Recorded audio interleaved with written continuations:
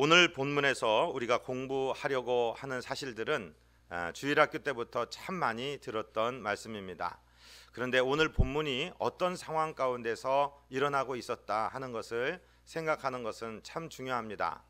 오늘 본문 시작하는 누가복음 17장 11절을 우리 다시 한번 한 음성으로 같이 읽겠습니다. 아멘. 예수께서 예루살렘으로 가실 때에 사마리아와 갈릴리 사이로 지나가시다가, 이 부분에서 지금 주님께서 예루살렘으로 가신다는 이야기는 그저 평범하게 평상시와 같이 예루살렘으로 가신다 그런 얘기가 아닙니다. 이 누가복음 17장에 이르렀을 때 예수님께서 예루살렘으로 가신다는 것은 예루살렘에 가서 십자가를 지시기 위해서 가는 것입니다. 이전까지 예수님의 사역은 각 회당에서 가르치시고 또 각 마을마다 가서 천국 복음을 전파하시고 병자들을 고쳐주시고 또 연약한 것을 고쳐주시는 그런 사역을 감당하셨습니다. 그런데 이 부분에서 예수님은 이제 마지막 남은 사명, 즉 예루살렘에 들어가서 서기관들과 바리새인들과 장로들에게 버림을 받고 십자가에 못 박혀 죽으시는 사역, 그리고 죽음 권세를 깨뜨리고 부활하셔서 저와 여러분의 구세주가 되시는 마지막 남은 사명을 위해서 가시는 길입니다. 그러니까 1분 1초라도 허비하실 시간이 없는 아주 급박하고 엄중한 길에 걸어가시는데, 우리가 아는 대로 갈릴리는 그 팔레스틴 지도를 놓고 볼 때 위쪽입니다. 위에서 지금 그 예루살렘형을 향하여 남쪽으로 내려가고 있는데, 그 갈릴리와 예루살렘 사이에 사마리아 성이 놓여 있습니다. 사마리아라는 것을 우리가 상식적으로 알아야 되는데, 남왕국 유다에는 예루살렘이라는 수도가 있고 북왕국 이스라엘에는 사마리아라는 도읍이 있습니다. 그런데 이 정통파 유대인들, 정통파 이스라엘 사람들은 사마리아 사람들을 아주 무시하고 멸시합니다. 왜 그럴 수밖에 없었느냐면, 역사적으로 볼 때 BC 722년에 북왕국 이스라엘은 아수르에게 멸망하고 아수르 총각들이 들어와서 이스라엘 여자들에게 다 씨를 뿌려서 이 사마리아 사는 사람들은 순수한 유대 혈통을 그때 갖지 못하고 있었습니다. 그렇기 때문에 남왕국 유대 사람들, 정통파 유대인들이 볼 때는 피가 섞인 것이고 정말 우리하고는 다른 사람들이야. 그리고 저 사람은 다윗의 정통을 이끄는 솔로몬의 또 그렇게 르호보암의 계열을 따른 사람들이 아니잖아. 이런 식으로 사마리아 사람들을 좀 경멸하고 낮춰보는 시대에 일어나는 일입니다. 사마리아 마을을 통과해서 지나가는데 한쪽에서 사람들이 예수님을 부릅니다. 12절을 같이 읽겠습니다. 한 마을에 들어가시니 나병 환자 10명이 예수를 만나 멀리 서서, 나병 환자 10명이 예수님을 만나서 멀리 섰다라고 기록하고 있습니다. 저는 어렸을 때에 우리 교회 학교에서 오후 예배 시간에 선생님이 이야기해 준 것을 잊지를 못합니다. 그 선생님은 이 나병에 대해서 이렇게 설명을 하셨습니다. 노크 소리가 나서 어느 집에 문을 열면 여기가 김아무개 씨 집이요? 그러면은 예 그렇습니다. 그분 있어? 예 제가 그렇습니다. 그러면은 당신 문둥병으로 확인이 되었고 확진이 되어서 이제 가족과 함께 있을 수 없습니다. 가십시다.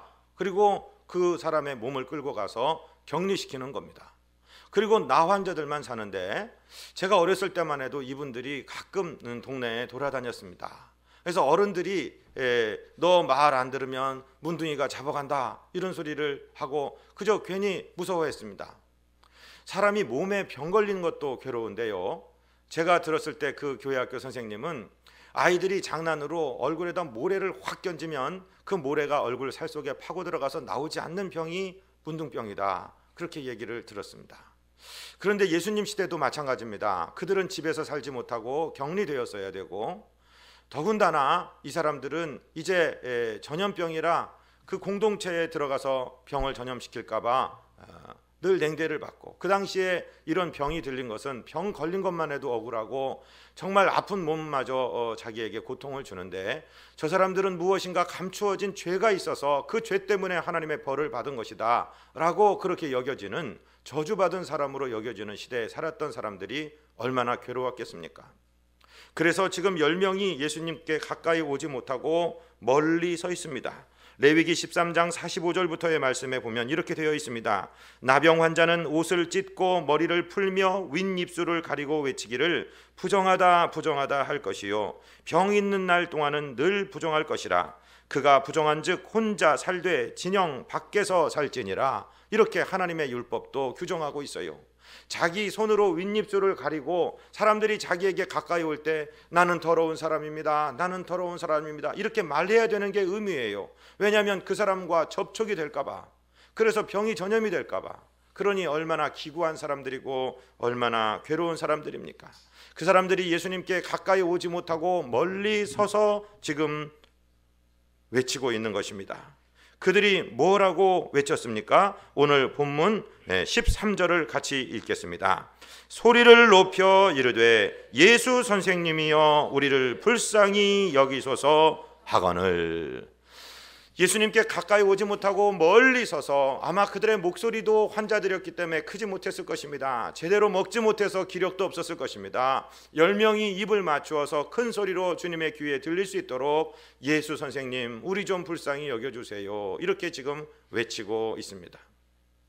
여기서 우리가 배워야 될 것이 무엇이냐면, 이 나 환자들이 치료를 받았을 때 가장 먼저 일어난 일이 바로 멀리 서서라도 소리를 질러 예수님께 외쳤다는 사실입니다. 이것을 우리의 삶에 적용시킨다면 기도했다는 얘기지요. 이 사마리아 근처에 나 환자가 왜 10명만 있었겠습니까? 수많은 사람들이 있었지만 이 사람들은 나와왔습니다. 그리고 큰 소리로 외쳤습니다. 사랑하고 존경하는 성도 여러분, 어떤 문제가 있더라도 문제 가운데 괴로워하지 마시고 주님 앞에 나와서 부르짖어 기도하시는 기도자들이 되시기를 주님 이름으로 축복드립니다. 모든 문제의 해결의 시작은 기도에 있습니다. 하여튼 주님 앞에 와서 부르짖어야 됩니다. 그들이 부르짖은 내용이 무엇입니까? 예수 선생이여 우리를 불쌍히 여기소서. 저를 한 번만 따라해 보시겠어요? 하나님, 나를 불쌍히 여겨주세요. 사실 기도의 본질은 불쌍히 여겨달라는 겁니다. 우리가 언제 하나님께 뭘 맡겨놓은 거 달라고 청구하는 것입니까? 그렇지 않습니다. 하나님 불쌍히 여겨 주시옵소서, 하나님 긍휼을 베풀어 주시옵소서. 우리는 하나님과 논리하는 사람이 아니라 하나님의 은총을 구하는 사람입니다. 최대한 낮게 엎드려서 하나님의 은총, 하나님의 긍휼, 하나님의 불쌍히 여겨주심을 구하는 지혜자들이 되시기를 주님 이름으로 축복드립니다. 목사도요, 성도님들 위해서 기도해 드리는 것은 다른 내용이 없습니다. 어떤 때는 그분이 자랑스러운 것을 막 하나님께 말씀드리죠. 이렇게 열심히 하고 이렇게 하나님 사랑하며 섬기는데 하나님 이것 좀 도와주셔야 안 되겠습니까? 그렇게 얘기할 때가 있지만은요, 또 진심으로 깊은 기도에 들어가면은 다른 기도 아무것도 없습니다. 하나님, 이 성도는 하나님 거 아닙니까? 하나님 자녀 아닙니까? 그러니까 불쌍히 여겨주세요. 아비가 자식을 불쌍히 여기듯 어미가 자기 살덩어리 그 아이를 불쌍히 여기듯 하나님 불쌍히 여겨 주옵소서. 기도에는 사실 많은 재주가 필요 없습니다. 하나님 긍휼히 여겨주세요, 불쌍히 여겨주세요, 기도하는 것이 사실 기도의 본질인 줄로 믿습니다. 이 나 환자들이 10명이 서서 그렇게 기도하고 있습니다. 그러자 주님께서 뭐라고 하십니까? 14절입니다. 보시고 이르시되 가서 제사장들에게 너희 몸을 보이라 하셨더니 그들이 가다가 깨끗함을 받은지라. 아멘. 예수님께서 그들을 보시고 큰 소리로 외칩니다. 일반적이었으면, 예전 같았으면, 마태복음의 예전의 기사에 비추어 본다면 마태복음 8장 2절에 보면은 한 나병 환자가 예수님께 와서 그 발 아래 엎드려서 예수님이여 나를 불쌍히 여겨 주옵소서. 그러니까 예수님이 손을 갖다가 그 나 환자한테 대시면서 내가 원하노니 깨끗함을 받아라, 이렇게 말씀하신 적이 있거든요. 그런데 지금은 주님이 그렇게 하지 아니하시고 그저 예수님도 급한 길을 가시고 계시기 때문에 그 사람들에게 가서 제사장들에게 너희 몸을 보여라 이렇게 말씀하시고 가시는 겁니다. 그러자 이 사람들이 가다가 깨끗함을 받았다라고 오늘 말씀은 기록하고 있습니다. 왜 예수님이 너희 몸을 제사장들에게 보여라 이렇게 말씀하셨을까요? 당시에는 병원이 그렇게 발달한 때가 아닙니다. 그리고 법에 의해서 이 나병을 포함해서 모든 악성 피부병의 진단은 제사장이 하게 되어 있습니다. 공동체에 살고 있었기 때문에 그 공동체를 정화하는 것, 공동체를 지키는 것이 제사장의 큰 직무 중에 하나였고, 그것은 병으로부터 지키는 것도 한 항목이었기 때문에 이 사람이 이 병에서 놓였다. 여기서 지금 말하는 나병은 굉장히 광범위한 개념의 피부 질환을 말하고 있습니다. 그래서 이 사람이 이 병으로부터 치료받았다는 선언을 누가 하느냐? 제사장이 하게 되어 있습니다. 그러면 율법이 정한 예물을 그 성전에 드리고 그리고 이 사람은 가족에게 돌아갈 수 있었습니다. 예수님께서는 군더더기 다 빼고 가서 제사장들에게 너희 몸을 보여라. 즉 예수님은 이 말씀 한마디로 이미 그들을 치료하셨고, 이 말씀을 받아서 순종하는 사람들은 제사장에게 몸을 보이고 율법이 원하는 바를 이루기 위해서 순종하며 가다가 나병에서 노임을 받았다라고 오늘 본문은 말씀하고 있습니다. 사랑하고 존경하는 성도 여러분, 기도의 완성은 순종에서 끝나는 것입니다. 기도는요, 우리가 입으로 막 떠들고 나 기도 많이 했다 하는 게 기도가 아니에요.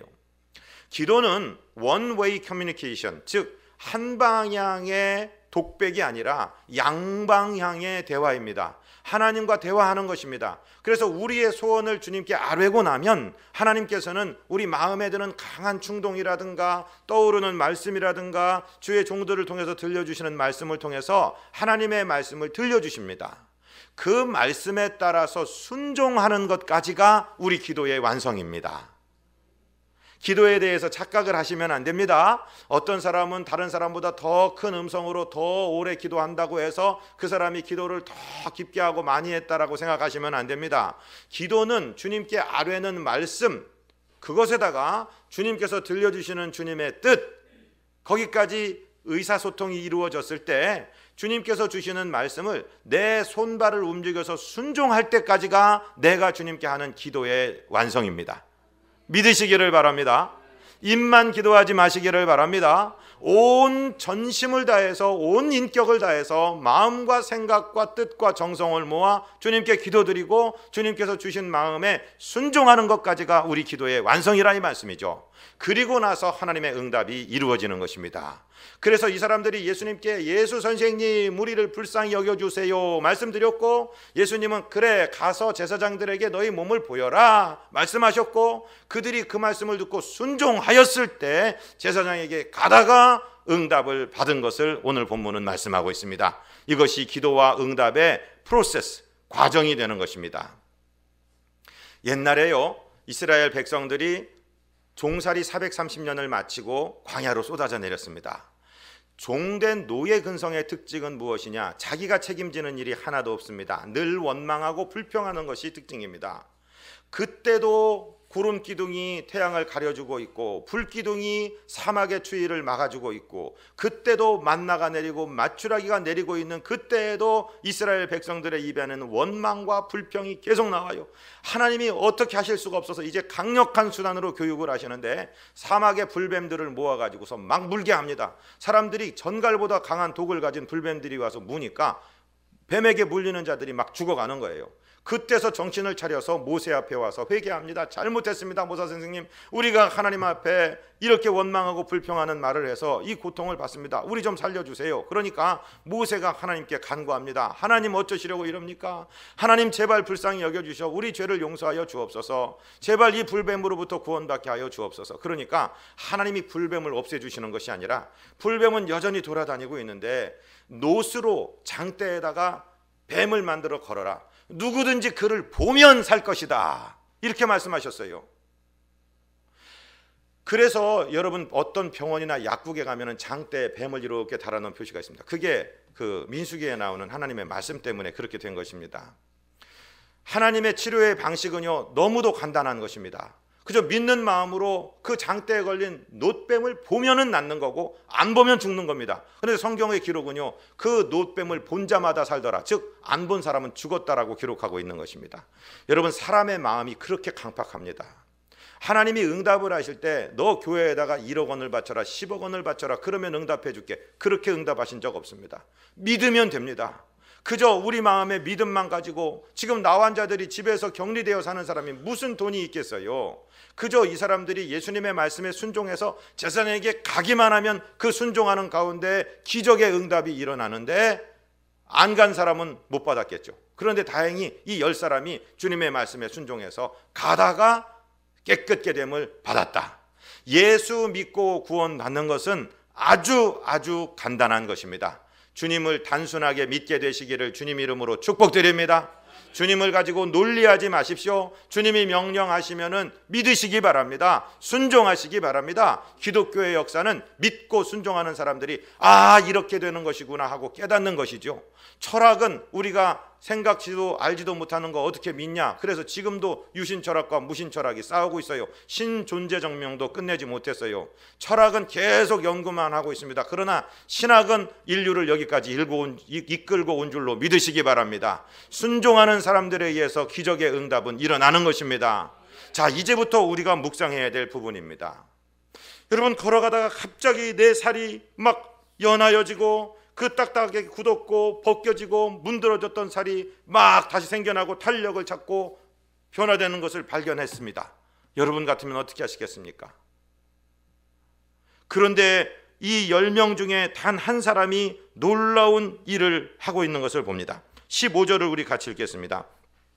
그 중에 한 사람이 자기가 나은 것을 보고 큰 소리로 하나님께 영광을 돌리며 돌아와. 자기가 이제 몸이 나아지는 것을 보면 여러분 같으면 어떻게 하시겠어요? 우와, 내 몸이 나아졌네, 나 나았어, 빨리 제사장에게 달려가서 빨리 몸을 보이고 빨리 내 사랑하는 아내와 내 자식들에게 돌아가야지 하고 달려갔겠죠. 일반적인 사람이 그렇습니다. 그러나 그 나머지는 이스라엘 사람이었고 그 중에 한 사람만 사마리아 사람, 즉 이스라엘 정통파 유대인들이 손가락질하는 사람이었는데 이 사람은 가장 먼저 하나님을 생각하고 있었습니다. 큰 소리로 하나님께 영광을 돌렸습니다. 여러분, 가을에 여행 가시고 운전을 하실 때나 또 등산을 하실 때나 정말 수채화 물감 뿌려 놓듯이 하나님이 나뭇잎을 정말 아름답게 만들어 놓으신 것을 보시면은 제일 먼저 어떤 입에서 말씀이 나오고 마음에 생각이 나갑니까? 우와, 좋다. 이야, 저것 좀 봐. 우와, 신기해. 이거 다 가짜입니다. 진짜 배기는요, 할렐루야, 하나님 감사합니다. 이 아름다운 자연을 창조하신 내 아버지 하나님, 이 창조주 하나님이 내 아버지 되심을 감사합니다. 하나님 사랑합니다. 이 아름다운 나라에 살게 하시니 감사합니다. 오늘 생명 주신 것 감사합니다.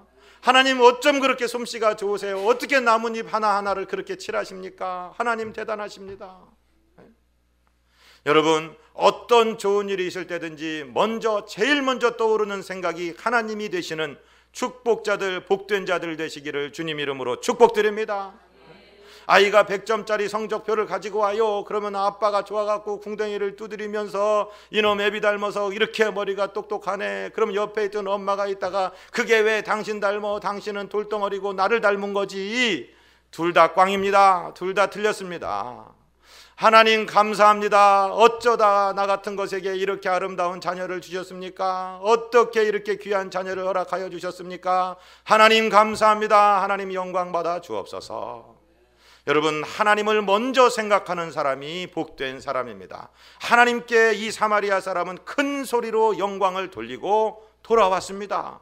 자기가 지금 가야 될 곳이 제사장이 아니라 예수님께로 돌아가야 된다고 생각을 한 거죠. 나를 낫게 하신 이분이 정말 감사하다. 나는 그냥 이분께 감사를 표현하지 않고는 못 견디겠어. 그리고 돌아서는 것입니다. 여러분, 도대체 어디를 목적으로 해서 달려가고 있습니까?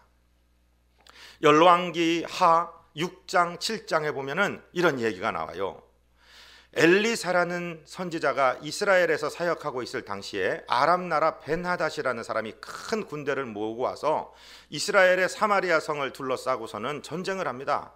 그 성을 완전히 포위한 상태에서 보급로를 끊어버리고 굶어 죽든지 투항하든지 하라 이거예요. 그래서 기다리고 세월이 오래 가니까 왕은 베옷을 입고 있고 먹을 것이 하나도 없으니까 무슨 기사까지 기록이 되었냐면 금방 낳은 신생아 아기를 갖다가 다른 여자들이 갖다가 삶아 먹었습니다. 그리고 오늘 아기 낳은 사람에게 와서 며칠 전에 내 아기 삶아 먹었으니까 오늘 네 아기 내놔 삶아 먹을 거야 라고 하는 얘기가 열왕기하의 이 사마리아 성의 상황이었다라고 기록되어 있어요. 성경은 거룩한 책이지만 모든 거룩한 이야기가 쓰여 있는 게 아니고 정말 인간의 비참하고 처절한 이야기도 많이 기록되어 있습니다. 그런 인간을 붙들고 거룩한 성도를 만드신 하나님이 거룩한 것이지 인간은 그렇게 거룩한 존재가 못 되는 거예요. 그렇게 비참한 상황을 겪고 있을 때 그 예루살렘으로부터 나병 환자라는 그 낙인을 찍고 성 안에 들어가지 못하고 성 밖에 거하던 4명의 나병 환자가 이렇게 생각을 합니다.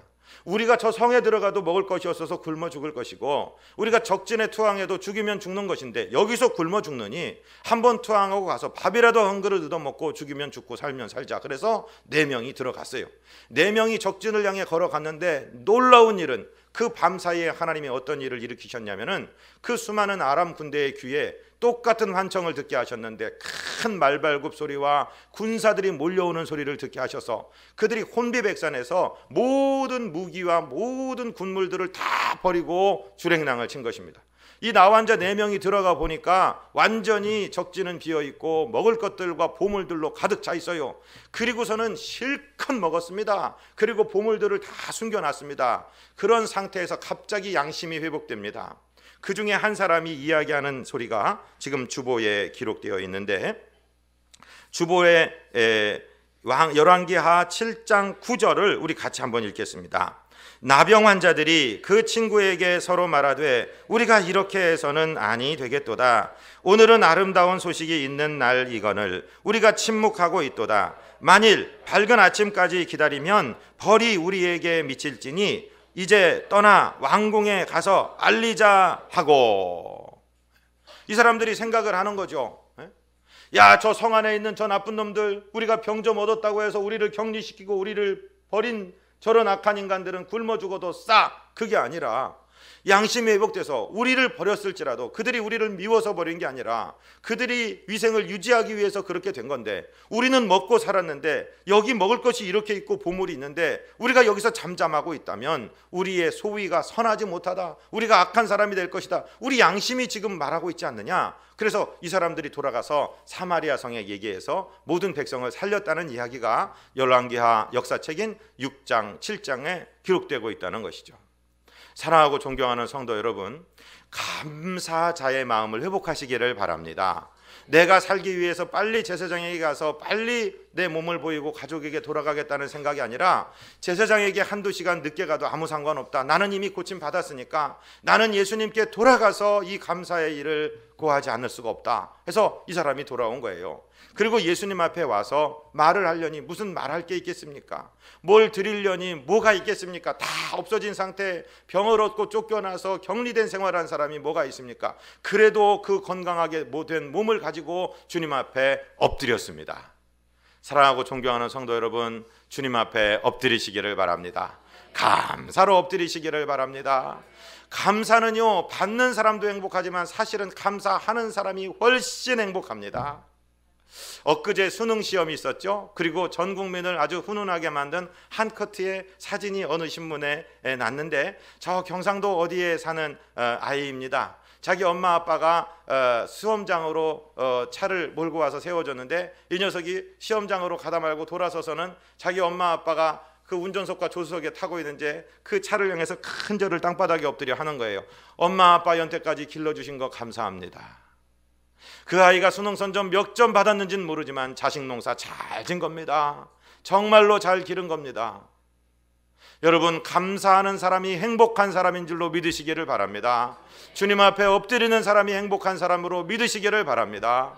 자녀들에게 물어보십시오. 너네들 선생님 은혜가 고맙냐? 아, 선생님이야 월급 받고 하시는데 그게 뭐가 고마워요? 그런 놈들은 곤장을 때려줘야 되는 놈들입니다. 엄마 아빠 은혜가 고맙냐? 아, 엄마 아빠 자기네들이 사랑하다가 내가 낳았는데 내가 그 집 자식이니까 사랑받아야지, 이렇게 생각하는 놈들은 곤장을 맞아야 될 놈들이란 말씀이죠. 다른 사람들은 왜 예수님께 감사하지 못했을까요? 이 사람이 와서 이렇게 엎드리는데 주님은 뭐라고 말씀하십니까? 17절 18절을 읽겠습니다. 예수께서 대답하여 이르시되 10사람이 다 깨끗함을 받지 아니하였느냐? 그 9은 어디 있느냐? 이 이방인 외에는 하나님께 영광을 돌리러 돌아온 자가 없느냐 하시고, 예수님은 이 절하며 감사하는 이 사람에 대해서 정말 측은하게 여기시고 기뻐하셨을 동시에 9명의 본 백성들, 이스라엘 사람들은 어디 갔느냐라고 말씀하십니다. 이들은 왜 감사하러 오지 못했을까요? 한번 생각을 해보십시오. 그들은 인본주의자들입니다. 내가 복 받는 것, 내가 잘 먹고 잘 사는 것, 이게 중요합니다. 여러분, 교회에도 성도가 두 종류가 있습니다. 나에게 영생을 주신 하나님 감사합니다. 나에게 천국 아들이 되게 하시고 딸이 되게 하신 것 감사합니다. 늘 감사하며 사는 사람이 있고, 오늘도 하나님 팔을 뒤틀어 하나님 빨리 내놔요, 빨리 내 자식 서울대 붙여요, 빨리 나 11조 1,000만 원 하게 해줘요, 빨리, 막 하나님 팔을 계속 비트는 사람이 있어요. 아주 인본적인 사람이에요. 신본주의자들은 하나님 은혜에 감사하는 겁니다. 나 이제 생명은 주님의 은혜입니다 하고 감사하는 것입니다. 이 이스라엘의 나환자들, 그 극악한 질병에서 구원받고도 예수님이 나한테 한 게 뭐야? 뭐 나한테 안수기도를 해줬어, 뭐 나를 위해서 뭐 위로를 해줬어, 만지기를 했어, 그냥 말 한마디 한 건데 내 저 사람한테 뭐하러 감사를 해? 이렇게 배은망덕한 생각을 했기 때문에 돌아오지 않은 것 아니겠습니까? 하나님을 향해서 늘 감사의 마음을 가지시기를 바랍니다. 아, 하나님이 하나님이면 당신의 피조물이니까 당연히 사랑하시는 거지라고 생각하는 그런 배은망덕한 생각이 아니라 하나님의 모든 은혜에 감사하는 감사자들이 되시기를 주님 이름으로 축복드립니다. 지난 주일날 목사가 부탁을 드렸습니다. 이번 추수 감사주일에는 헌금 액수가 중요한 게 아니라 헌금 내용이 중요합니다. 시간을 잡아서 헌금 봉투에다 감사의 제목을 적어보십시오. 몇 분이나 적었어요. 저는 숙제 내고 숙제 적었습니다. 숙제를 하신 분들은요, 아마 그 순간 행복하셨을 거예요. 내가 감사의 제목들을 적어가다가 2014년에 하나님께 받은 감사의 제목을 적어가다가 정말로 내가 행복한 사람이구나, 정말로 하나님이 고마우신 하나님이시구나 하고 느꼈을 줄로 믿습니다. 감사는요, 감사자에게 사실은 다 그 혜택이 돌아가는 것입니다. 우리 주님이 이렇게 말씀하시죠. 19절을 우리 같이 읽겠습니다. 그에게 이르시되 일어나 가라, 네 믿음이 너를 구원하였느니라 하시더라. 일어나 가라. 주님께서 구원을 선포해 주시는 것입니다. 구원을 이루셨다는 것을 말씀하시는 것입니다. 온전하게 너는 구원을 얻었으니까 일어나서 가라, 확증을 주시는 거예요. 그 다음에 네 믿음이 너를 구원하였다. 네 믿음이, 그의 믿음에 대해서 도장을 꽝 찍어주시면서 확증을 해주시는 것입니다. 이제 이 믿음 가지고 살거라. 나머지 9명은 지금 치료받았는데 언제 재발될지 무엇이 어떻게 될지 나는 모르겠다. 그러나 너는 이제 이 믿음, 네가 돌아와서 감사하는 믿음 가질 때 내가 축복의 언어를 너에게 축복으로 주는데 이제 이 믿음을 가지면 너는 무엇이든지 하여서 구원을 얻을 것이다 하고 네 믿음이 너를 구원하였다라고 말하면서 구원의 완성을 보여주셨습니다. 사랑하고 존경하는 성도 여러분, 감사 전문가가 되시기를 바랍니다. 내 생각대로 안 됐을 때도 감사하시기를 바랍니다. 저를 한번 따라하세요. 내 생각대로 안 됐을 때도 감사하면 생각지도 못한 일이 일어난다. 할렐루야. 저와 여러분은요, 멀리 보지를 못해요. 저와 여러분은 양들입니다. 양은 2m 전방도 못 봅니다.